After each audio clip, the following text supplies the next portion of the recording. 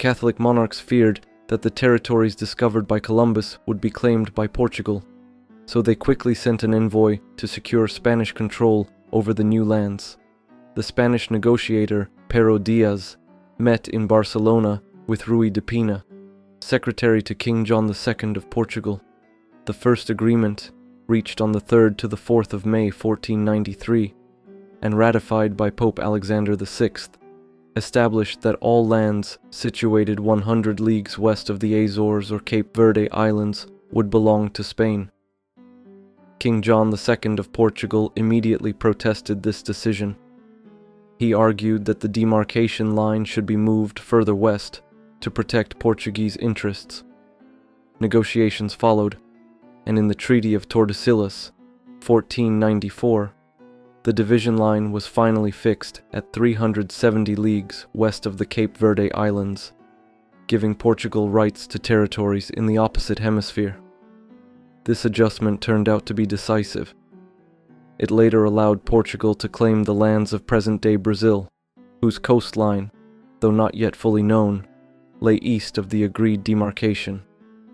The treaty, signed on the 7th of June 1494 and ratified in Lisbon on the 5th of September of the same year, became a landmark in the history of international law.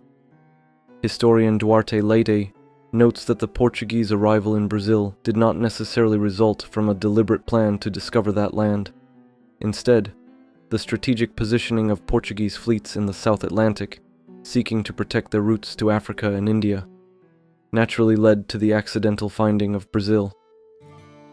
Legal aspects. Mare Clausum.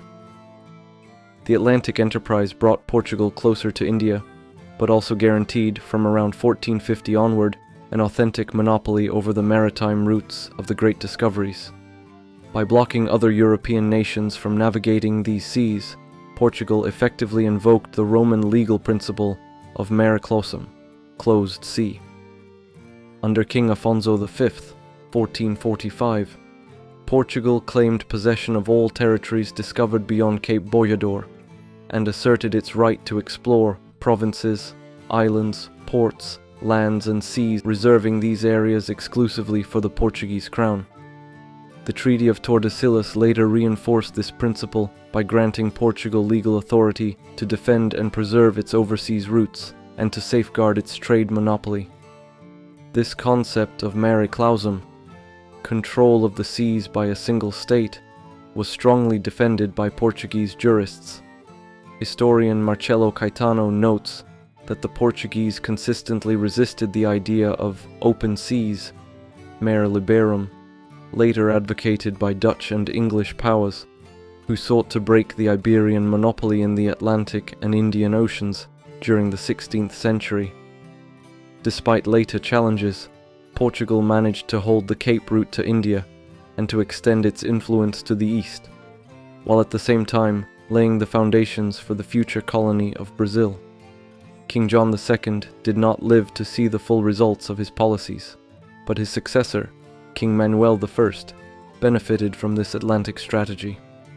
Building on the groundwork laid by Prince Henry the Navigator and the Perfect Prince himself, John II, Manuel oversaw the great Portuguese voyages that finally fulfilled the long-sought dream of reaching India.